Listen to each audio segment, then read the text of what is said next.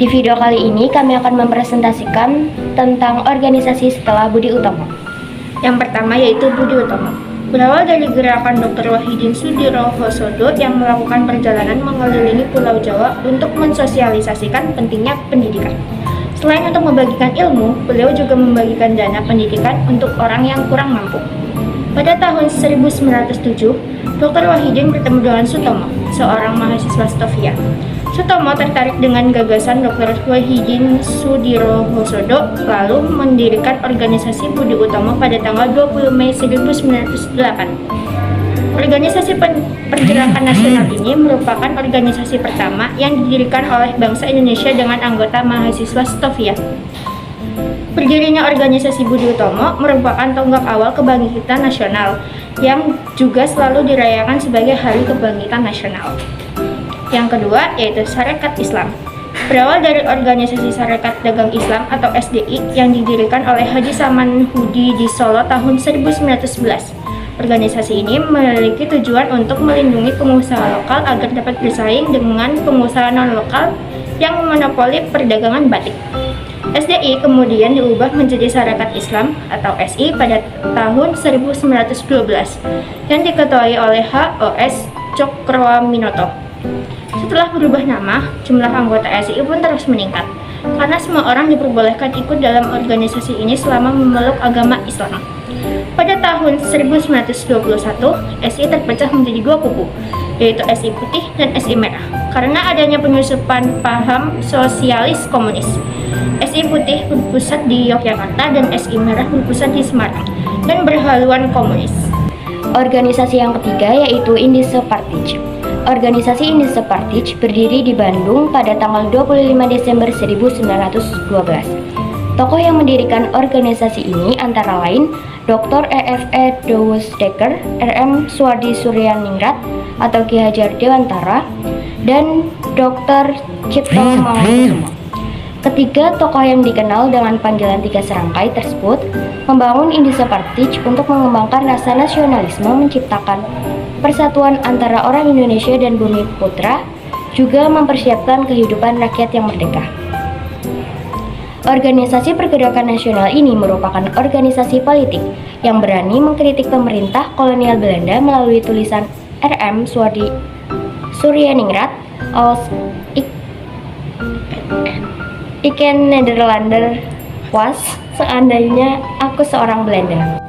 Yang keempat, Perhimpunan Indonesia. Pada tahun 1908, Sultan Kesayangan dan R.M. Noto Suroto mendirikan organisasi dengan nama Indische Vereniging. Kemudian pada tahun 1925, organisasi ini mengubah namanya menjadi Perhimpunan Indonesia untuk menunjukkan identitas diri bangsa dan negara. Beberapa tokoh ternama pun ikut bergabung dalam organisasi Pergerakan Nasional ini, seperti Muhammad Hatta, Dr. Cipto Mangunkusumo, dan R.M. Suwardi Suryaningrat. Organisasi ini memiliki asas perjuangan dengan kekuatan sendiri dan tidak meminta pada pemerintah Belanda. Perhimpunan Indonesia juga memiliki majalah yang disebut sebagai Hindia Putra yang kemudian diubah menjadi Indonesia Merdeka.